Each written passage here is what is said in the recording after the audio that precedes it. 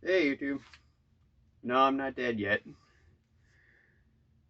Today, do a quick little overview on the Beretta CX4 Storm. This particular one is in Ford of ACP.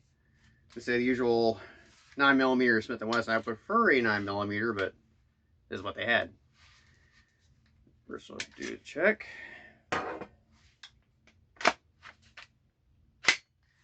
Alright. So you see it kind of drop free.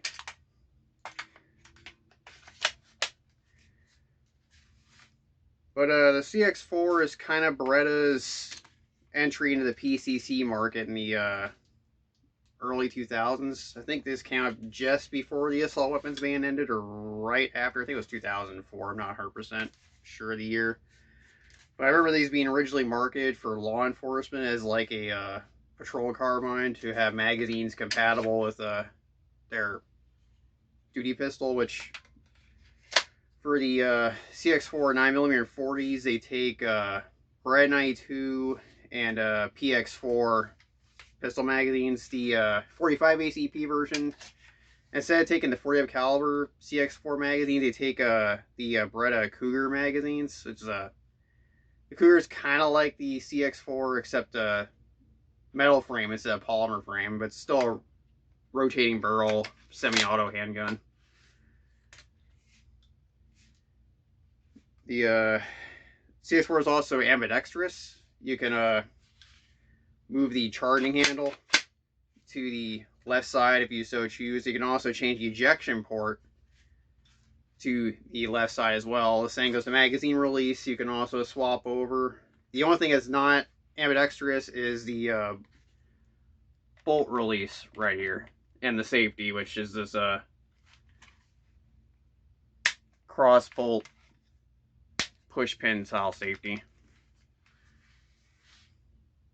You get a 1913 metal pick rail, and you got a slot here to mount a rail, which I mounted right here. You probably can't see it because of my light, but mount a stream light on there. I would have put it on this side, but it makes it awkward to use it with that pressure switch, so I put it here just so I can activate it like that with my thumb on this little button here. It has a sling mounting points here and here. I put this magazine pouch. I got 2 spare magazines. They only hold 8 rounds, so I might as well have all the magazines on. But I think it's deleting these loops because, as you can see, there's a lot of extra space here. So I think I'm just deleting these so it's not as bulky. It also has an extra rail right here. You push the sling swivel button in, and you get a little extra section of rail right there. It's not particularly sturdy, at least I wouldn't trust them out lasers, but you might be able to put a light on there if you really want to. The grip is not the most comfortable grip. It's almost a 90-degree grip like an Uzi, but it's hard for, at least for me, because I got shorter thumbs to depress the magazine release, so I kind of have to rotate my hand a lot to get to it. So sometimes I just take my left hand to do that. I can show you the it operates similar to a pistol slide release. And of course you got the thumb hole stock, which some people like them, some people don't. And sometimes it can kind of hit your hand occasionally, so it makes that a little awkward sometimes. Although it does make this somewhat band safe friendly if they don't ban thumb hole stocks. Like, I know you can get these in California, but you gotta fill this in with a fin grip or something because you can't have thumb hole stocks. You have to hold it like this. And you got, might not be able to see, but you got a peep sight for short range and long range. Probably can't see it through there too well, but I always just leave it on the short range settings. I'm almost never gonna probably be shooting this at anything further than maybe 100 yards. Let's see. And unfortunately, they don't make extended magazines as far as I'm aware for the Cheetah. It's not like the PX4 and the Beretta i2, where you can get 20 and 30 round magazines relatively easily. So you're pretty much, if you go with a 40 ACP one, you're pretty much going to be stuck with 8 round magazines. So speaking of band state, this is probably the most band state friendly version of the CX4, if that matters to you.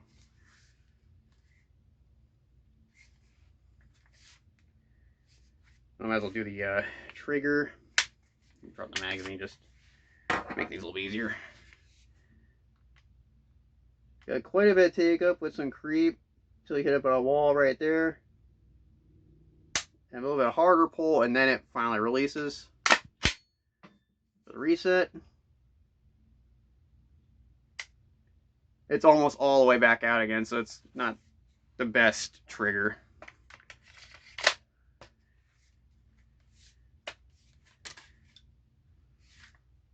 But it's not too heavy, and it operates by direct blowback, so the recoil is kind of punchy, even for if it's a pistol caliber, but it's still a little bit punchy, so it's just a real direct blowback. It's not like an MP5, or it's not all that much. Because you've got this whole massive bolt moving back and forth every time it fires.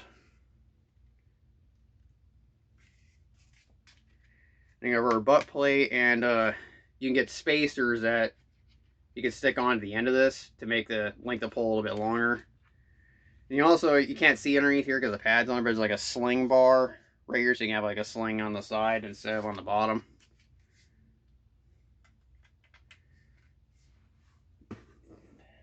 Let's see what came in the case. Let me double check, because I haven't messed with it in a little while.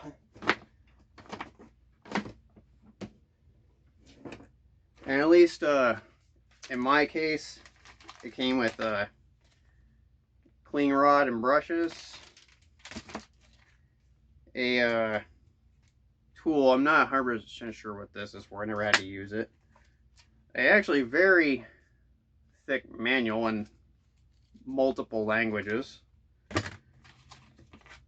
and some Beretta warranty card type stuff. And this originally came with 2 magazines. I bought a spare just to have it, just because it's such a low capacity magazine. And it comes in a hard plastic case, which says Beretta on it. But the funny thing is about this case is the same case as this Walther G22 case. So I guess Walther and Beretta were sourcing their gun cases from the same company. Which you'll be seeing the Walther next after this video.